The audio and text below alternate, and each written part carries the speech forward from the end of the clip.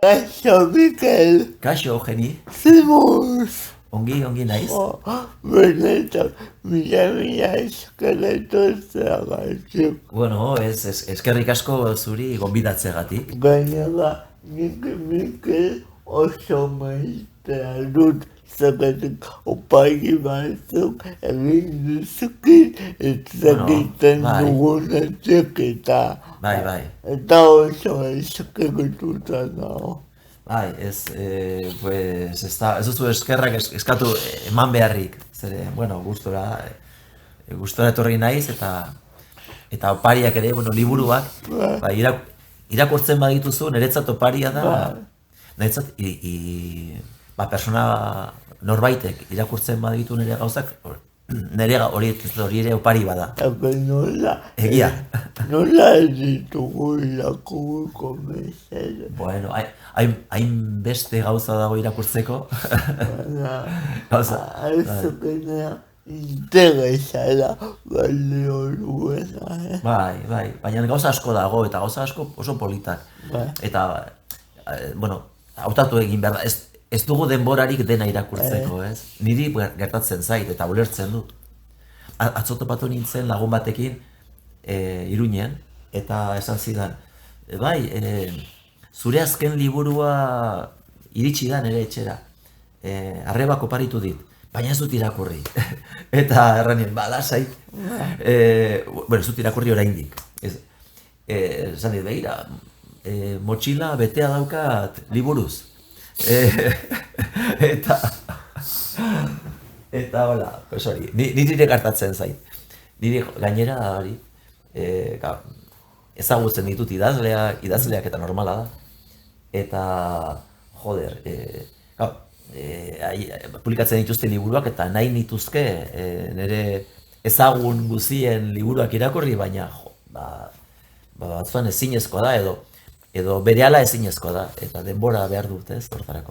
Mikel Taberna idazle bezala ezagutzen zaitugu, baina bertso munduan ere mugilutako pertsona bat izan zera bertaz ere aurkezle bezala, ez? Bai. Ikusten dute informazioa bilatu duzula. Bai, bueno, niri gertatu zitzaidan, bai, nik euskara erdi galdua izan nuen. Erdi galdua, bai. Nire ingurua erabat euskalduna zen, ama eta aita euskaldunak ziren, eta inguruko bizilagunak ere bai, arras euskaldunak ziren. Baina, nire garaian, orain ez bezala, euskara nola esanen nuke. Bueno, jendeak etzion garrantzirik ematen hizkuntzari eta hizkuntza poliki galtzen ari zen. Eskolan erdaraz ikasten genuen, eta, bueno, telebista bakarrik erdaraz zegoen, eta dena ala zen, eta, bueno, iruditzen zitzaigun mundua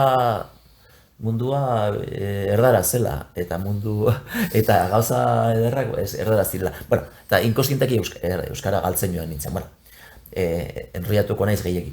Eta kontua da, alako batean, bueno, konturatu nintzen, joio, haizu, euskara galtzen ari naiz, eta edo ni hartu nintzen, edo ohartaraz izidaten. Eta, esan, ez dut galdu behar. Eta berreskuratu behar dut galdutakoa. Eta hasi nintzen euskara berriz ikasten, osatzen, eta bar. Eta hor, momentu batean aurkitu nuen, deskubritu nituen bersolariak. Eta berso mundua. Eta liluratu ninduten. Bueno, aspaldiko kontuak dira, Eta, bueno, luze da, baina hor sartu nintzen talde batean, bersolaritza lantzeko, bersoak egiten edo nolabait ikasi nuen teknika, Iruñan, hori dena Iruñan, Eta gero hasi nintzen, bueno, lagun artean bersoak kantatzen dituen, berso txarrak, baina gustora. Berso txarrak. Uste dut, bai, oso txarrak. Lagun batzuk aspertzen genituen, kuadrilan, baginen bi oso bersozaleak ginenak, eta gure artean bersotan aitzen ginen, eta beste lagunak aspertuak. Eta, bueno, eta parte hartu nuen Nafarroako txapelketan, baina momentu batean ohartu nintzen, ez nenbilela oso eroso, edo, bueno, nire buruak ez zuela ematen horretarako, hor bide luzea egiteko, eta edo ez dakit. Eta erabaki nuen ustea bersolari bezala agertzea. Eta orduan proposatu zidaten, bueno, ez baduzu bersolari izan nahi, aurkezle izendatuko zaitugu, dekretu bidez. Zu aurkezle, eta bueno... Mendekua! Nik esan nuen, bueno, vale, pues aurkezle izan naiz. Eta baita, ibili nintzen aurkezle urte batzuetan, bai? Baina berso munduan oso sartua. Oraindik ere jarraitzen dut, pixka bat distantziatik, baina jarraitzen dut berso mundua. Gero irakurri nuen liburu bat, Salvadorren Odolaren mintzoa, ez dakit, ezagutzen zuen. Zeinena da? Salvador Salvador ospetsua. Beak. Urepeleko hartzaina. Eta oso liburu ederra da, Odolaren mintzoa. Gustua irakurko nuke. Bai, noizbait eskura iristen bazaizu, bai. Eta, bueno, hori, azken finean, hizkuntzaren inguruan, hizkuntza maite baduzu, hizkuntzaren agerpen guztiak, eta hizkuntza bera edertzen duten ekitaldi guztiak estimatzen dituzu, eta hau horietako bada, eta bersolaritza. Izan duzu, ez zeundela oso egoso bertsolari moduaz, gero aurkezlera pasazinen, aurkezle izatera, baina bertsoak emango zizun zerbait ez. Bai, bersoak ematen zidan, mundu horretan segitu nahi nuen, bersolari bezala ikusten nuen, mugak nituela, edo ez nintzela gai gauza ederrak egiteko, edo ez dakit, ikusten nituen nik baino hobeak zirenak, eta ni baino hobeak zirenak, eta tira, dagokionari utzi behar zaio, bere lekua. Eta gero orkezle bezala, hasi nintzen, baina, jarraitu nuen zenbait urtez, batez ere, txapelketen munduan, baina bersozaleen inguruan jarraitu nuen zenbait urtez, bileretara joaten, eta hitz egin jendearekin, jende asko ezagutu nuen, jende haunitz ezagutu nuen, gainera, Nafarrak, Gipuzkoarrak, Bizkaitarrak, Arabarrak ere bai, iparraldeko jende ezagutu nuen, eta, sentitzen nuen, haiekin, zaletasun horretan bat egiten genuen, eta, halako konplizidade bat, edo, hurbiltasun bat sentitzen duzu, eta beti da ederra jendea ezagutzea, badakizu, ederra da jendea ezagutzea, eta gustora ibili nintzen, eta, oraindik ere jarraitzen dute errandizuan bezala, nola baiteko harremanak baditut, bersozale munduarekin, baditut harremanak. Igual, hanka ezagutzen dut, baina biokimika ikasi zenun, edo zer ikasi zenun? Biologia. Biologia. Biologiaren barrenean biokimika. Bai. Nik karrera bat ikasteko aukera izan nuen, eta suerte izan nuen. Etxekoa, amak eta aitak esan zidaten, aukera nuela, animatzeko karrera bat ikastera, eta zalantza handiak nituen, zalantza handiak nituen, 17 urterekin, zer ikasiko dut, eta ez dakit nik. Eta orduan, nik uste dut agitze oso erabaki zaila dela, Ez baduzu ideia bat oso argia edo garbia, nik nire bizitzan honetan aritu nahiko nuke, eske, nik ez nuen hori, nire burua ez nekien zer izanen nintzen. Zer izan nahi nuen ez nekien. Baina, bueno, natura maite nuen, natura eta egia da, batxilergoan izan nuela irakasle bat, natur zientzietakoa, ona, bai? Ona, oso gizon autoritarioa zen, polizia zela, uste dute, polizia eta irakaslea, egia, bai, oso gizon. Osea, super ondo, Bai, eta baina naturzientziak maite zituen eta irakasten zuen ongi xamar. Gustora. Eta orduan, segurazki horregatik erabaki nuen, bueno, biologia ikasiko dute, ja zer moduz. Eta hor sartu nintzen, hor hasi nintzen biologia ikasten, baina gero ez dut baliatu, ez ditut baliatu ikasketa horiek lanerako. Ibili nintzen, saiatu nintzen, orduan, oraindik sare publikoan etzen euskaraz irakasten. Nik karrera bukatu nuenean, naiz Nafarroan. Eta bakarrik euskarazko irakaskuntza zegoen bakarrik ikastoletan. Eta eskatu nuen lana, biologia irakasle izateko ikastola batzuetan. Baina ez zidaten eman, eta orduan atera zitzaidan aukera euskarazko irakasle izateko, euskara irakasle izateko. Eta horrela orduan bideratu nuen, zientzietatik pasatu nintzen letretara. Biologiatik euskararen irakaskuntzara. Eta Mikelek bekemunduan ibilita biologia ikasita eta euskara irakasita nolatan hasten da liburuak idaztera. Bueno, liburuak idaztera, bueno, liburua oso nire leheneko liburua berandu iritsi zen, ez dakit zenbat urtenik, bueno, berandu, bai, izan dituen, zenbat, bai, ez dakit zenbat urtenik, baina 30 piko, bai, uste du baietz. Ez, bueno, kontua da, nola hasi nintzen idazten eta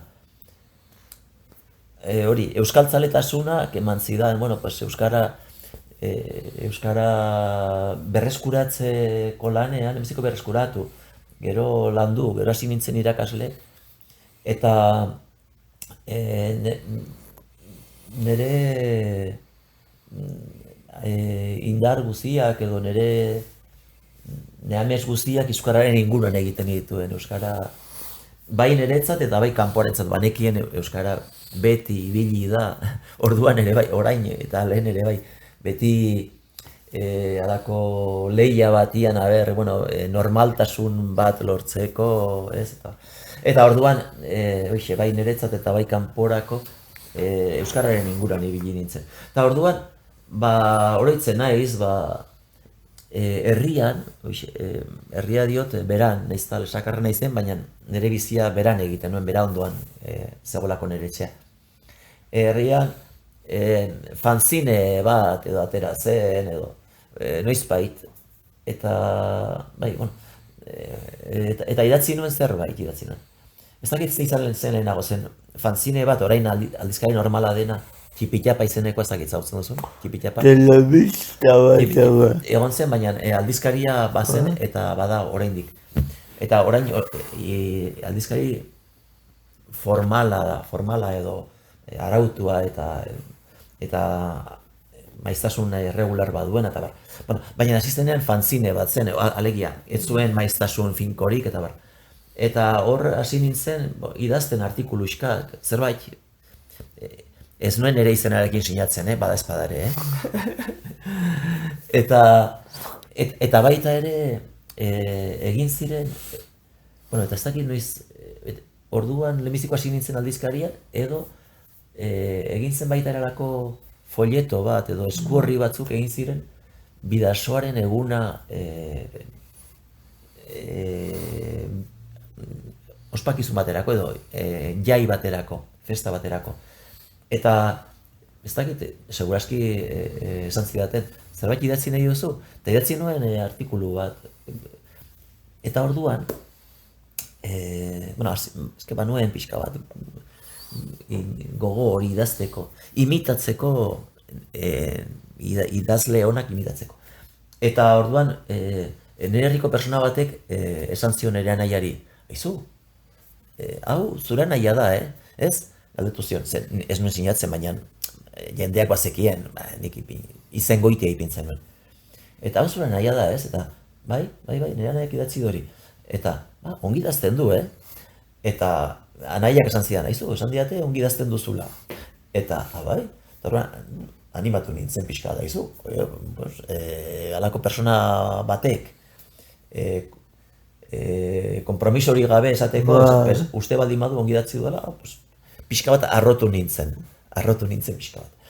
Eta, bueno, eta hor segitu nuen, euskarazko klaseak ematen dituen, Iruñean, euskara irakaslea nintzen, eta sortzen dituen testuak ikaslentzat. Eta, bueno, kriston gana egiten nuen, baina gustura. Eta orduan netzatzen trebatzeko manera bat. Idazten trebatzeko manera bat. Eta, bueno, hori hasi zen poliki.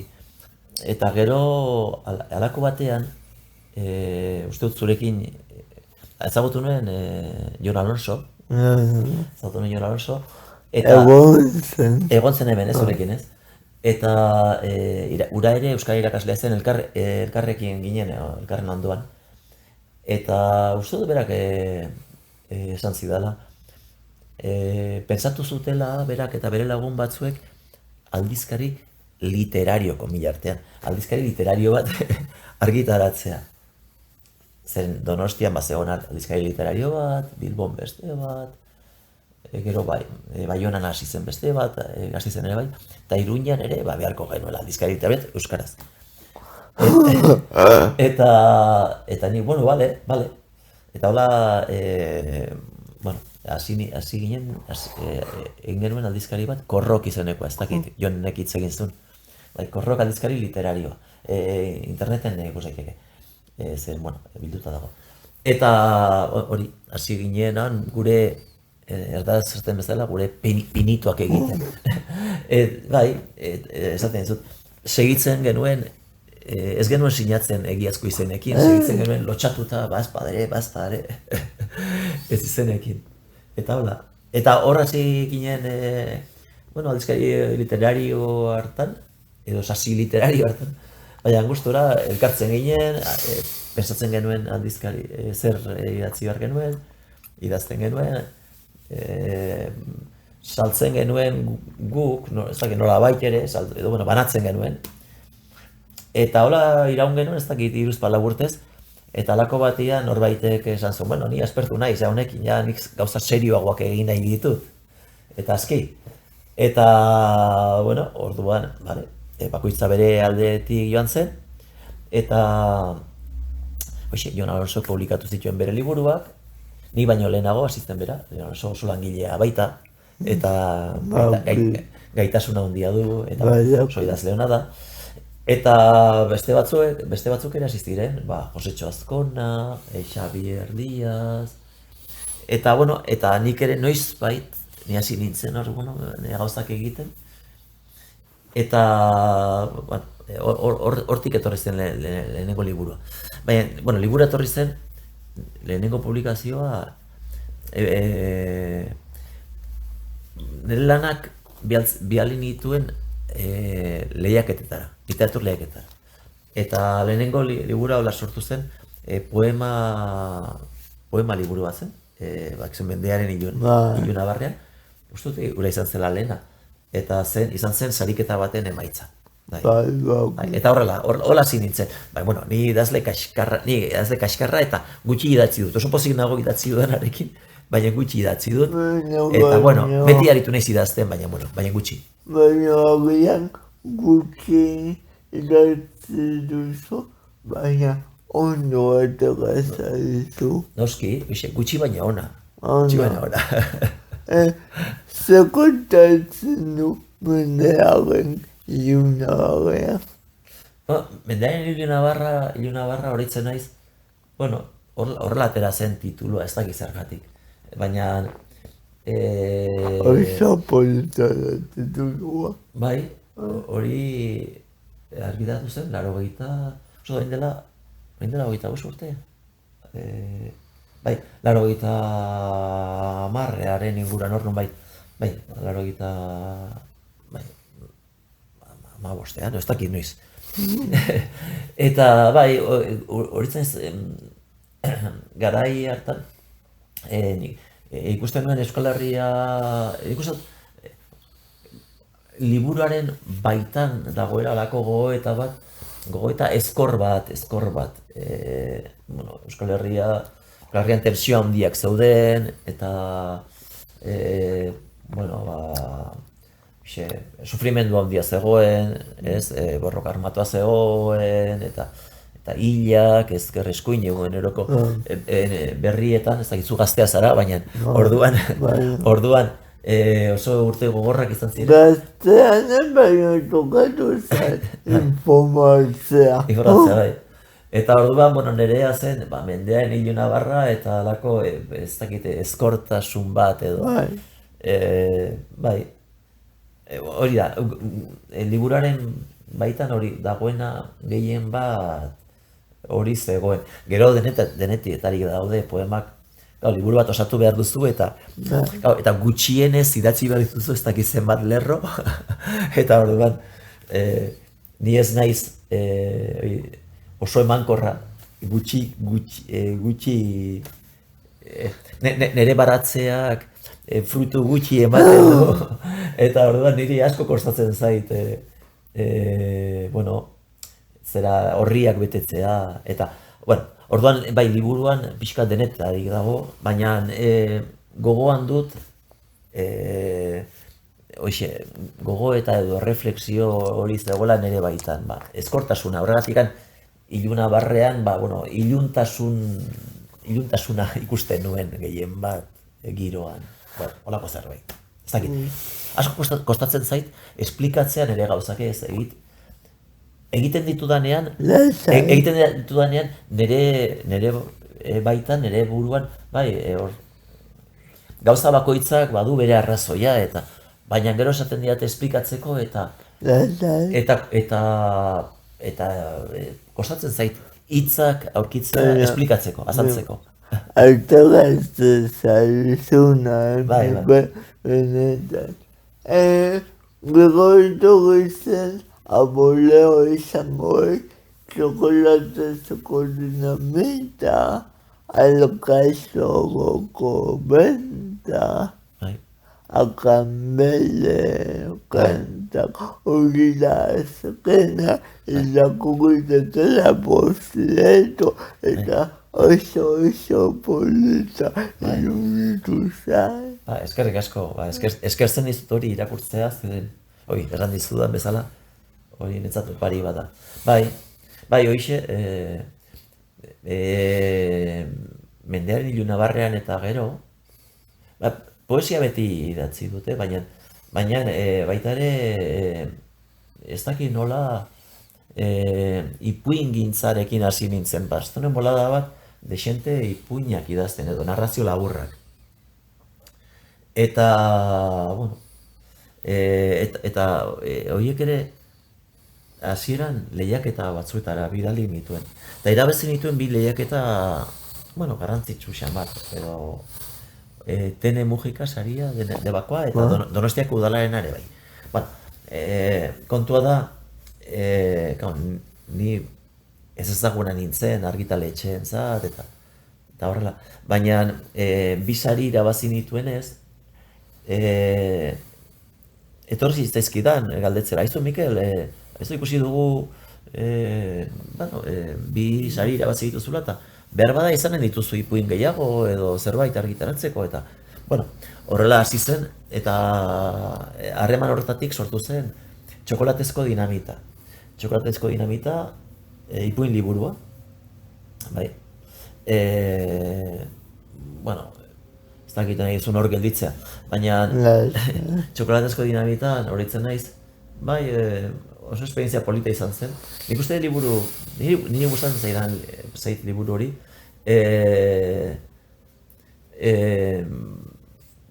iraganean kokatutako narrazioak dira, ez dakit, eta haietako batzuetan, batzuen iturria da nire amak kontatutako istorio zaharrak. Eta, bai, istorio zaharrak, kontatuak, eta haietan oinarrituta nik egindako fikzioak. Adibidez, Txokolatezko dinamita, ipuina, hori da ipuin baten izena, gero liburuari ematen dio izena. Baina horren oinarria da gure ama zenaren oroitzapen bat. Bakizu 1956ko gerra zibila, gerra zibila Espainiakoa, gerra zibila hasi zenean gure amak 11 urte zituen. Eta guri kontatu zigun, gerra hasi berria zenean, gerra sortu zen, gerra izan zen, estatu golpe bat izan zen. Francoren errepublika zen, eta militarrak matxinatu ziren. Franco tartean zegoen. Franco, Mola eta bola, matxinatu ziren, eta estatu golpe bat eman zuten. Eta orduan, garai hartan, komunikazioa etzen orain bezala, bai, jendeak ez zuen irratirik ere ez zuen, etxeetan, oso etxe gutxita zegoen la irratia, eta gure amaren etxean ez zegoen baserrian ez zegoen irratirik, egunkaria ez zuten hartzen egunero, eta telebistarik ez zegoen, ez zegoen telebistarik, ez. Orduan, gure ama ez dakit, igual zerbait jakingo zuten, zurrumurruak aizu, zerbait gertatzen ari da, Afrikan edo, Afrikan hasi zen, edo Iruñan edo Madriden edo, baina etzekiten zerbait bai, baina jaleoa zegoela, baina, eta gure ama, 11 urterekin, bihali zuten baserritik herrira esne eramatera, behien esne eramatera atxe batera. Eta, eta han ikusi, eta lako batean, joan zen herria, eta bat batean ikusi zituen Francoren aldeko tropak, erreketeak, ailegatu zirela berara, herrira. Eta ikusi zuen alako, eta berak 11 urte zituen, herri txiki batean, eta batean ikusi zituen ez daki 300 edo 400 militar, soldados jantzita, 25 urteko gazteak, neska bat, izan zen flash handi bat beraren zat. Akojonatuko zen. Eta orduan, irudi hartatik, sortu nuen Txokolatezko dinamita ipuina.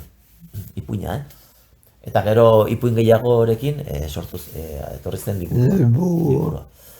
Eta, hori idatzi nuen, gero, ez dakit, gero idatzi nuen gaztetxoentzako liburu bat.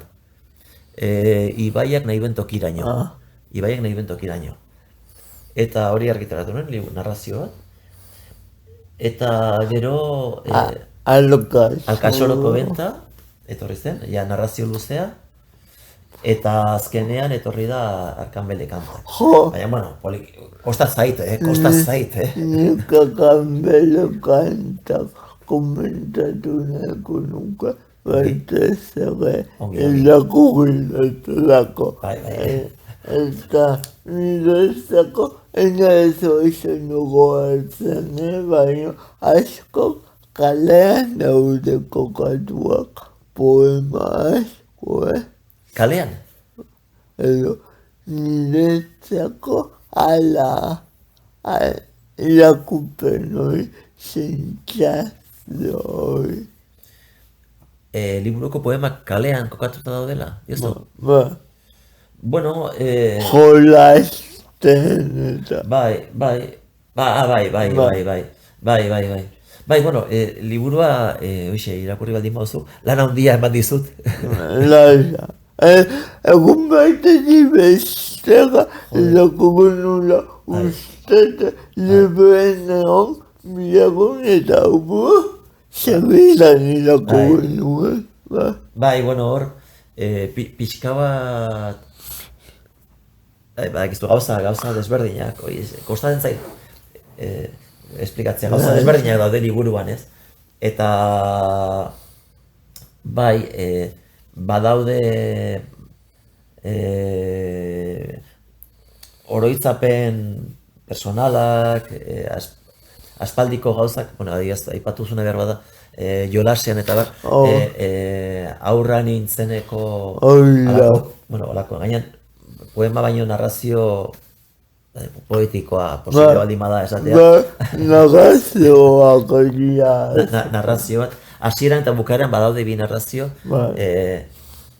nik diot, lehenengoan kontatzen da aur baten,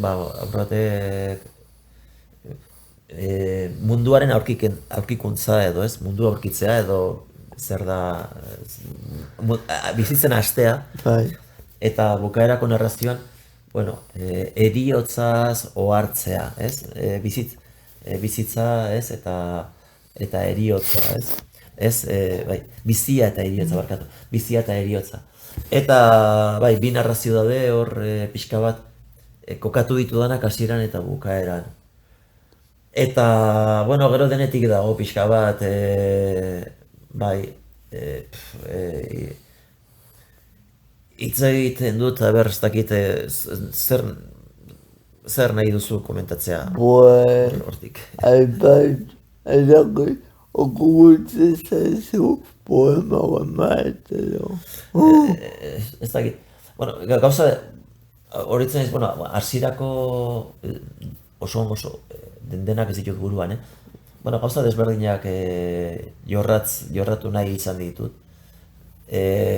Bueno, hitz egiten dut nire familiaz, familiaz hitz egiten dut, ez nirea delako baizik eta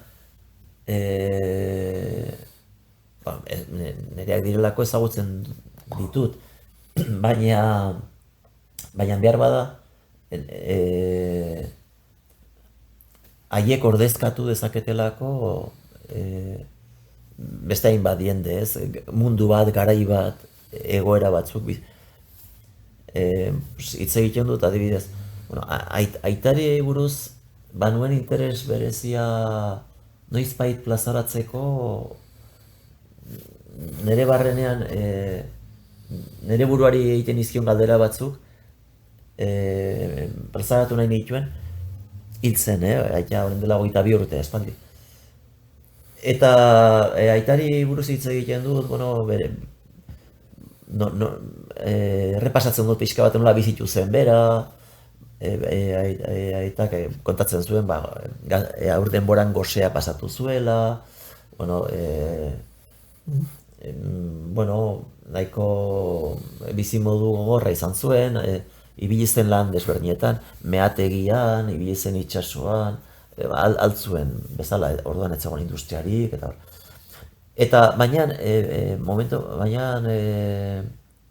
interesatzen zitzaidan, guraitia egon zen, 36ko gerran aipatu dugun horretan, gure gerra hasi zenean guraiteak 20 urte zituen. Eta bakizu, 20 urteetan soldauskara deitzen zuten jendea, lehenago, soldauska zegoenean. Eta guraitea, gerrara joan zen. Ez dakit eraman zuten edo joan zen. Frankoren alde, errekete. Eta 21 urtekin joan zen. Gerra hasi berala ez geroago joan zen ia urte bat geroago. Eta, gero gu bagenekien, guratia egon zela gerran, baina ez genekien, ez zuen gauza gehiagi kontatzen. Eta guk ez genion galdetzen ere. Eta nik badut sentipen bat, irudipena, guratiak gerra bere barrenean zeramala. Esperientzia horrek markatu zuela, traumatizatu ez dakit, baina markatu zuela, iruditzen zait, ez nago seguru. Baina hil zen, nik nire irudipen hori edo nire hori argitu gabe. Eta orduan, poema batzuetan hitz egiten dut horretaz. Nola baita, jari galdetzen diot, nolakoak ziren zura mes gaiztoak eta bar, eta bar. Beste, horretaz. Eta gero, eta amari buruz ez egiten dut baita ere, ama ere hiltzen orain dela 3 urte. Bai, zartuta.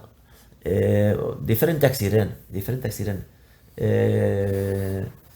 Gure etxean amak indarra handia zuen. Indarra eta burua ongi antolatua. Bera agintzen zuen etxean, Iruditzen zait baietz, baina, hor beti zaten da oreka batera, bikotetan beti ailegatzen da oreka batera. Bai, indarra handia zuen. Eta gure amari buruz idazten dut, eta pixka bat, amak gauza asko kontatu zituen, bere bizitzari buruz gauza asko kontatu zizkidan.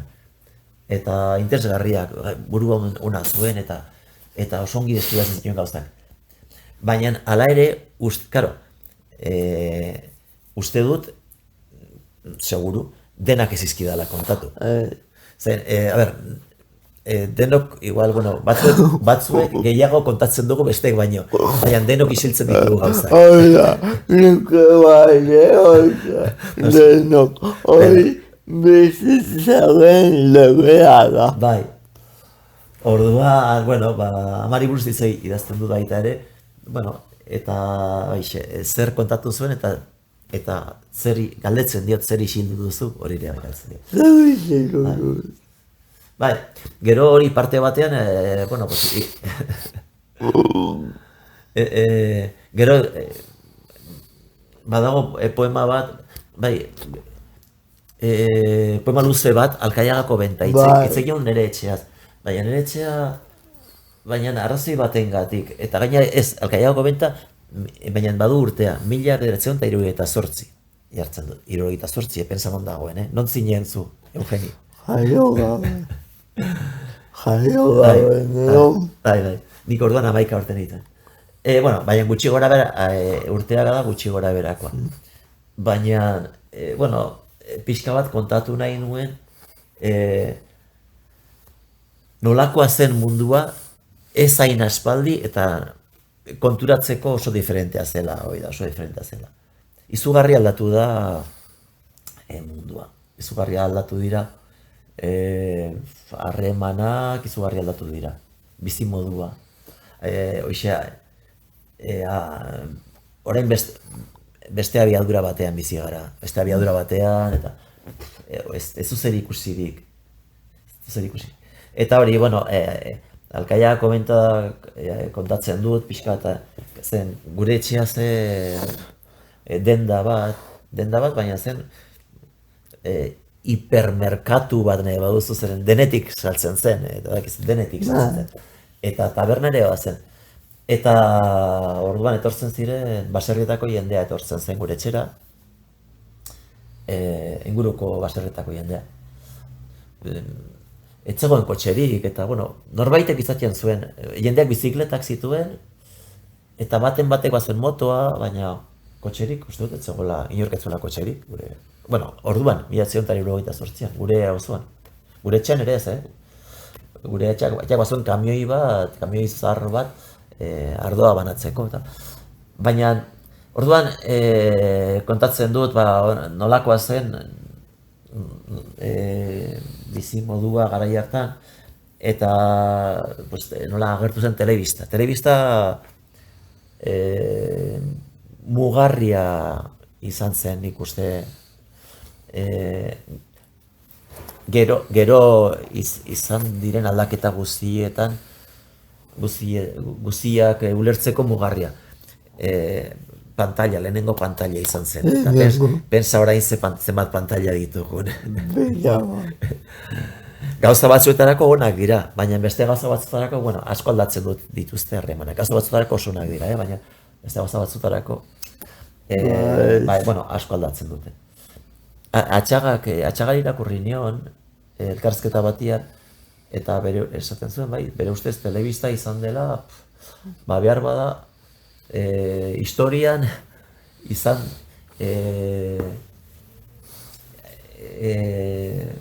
eragin handiena izan duen asmakizuna. Olako zerbait, esaten zuen. Nire atxaga ezagutzen dut, osea, elkarrizketatu dut, eta makina bat, ez? makina bat. Bai. Eta hori kontatu duzu pixka, bueno, zure herriaren historioa, bizitzaren historioa, eta gupenetan oso eskertuta gaude zuen etorri zeharako benetan. Bai, bueno, gustora. Eskerrik asko momentua oparitzea. Ez horregatik, placer bat izan da. Eta bidaliko diago, oso handi bai, gure ikuslei. Noski, baietz. Eta jende. Bai. Agur! Agur.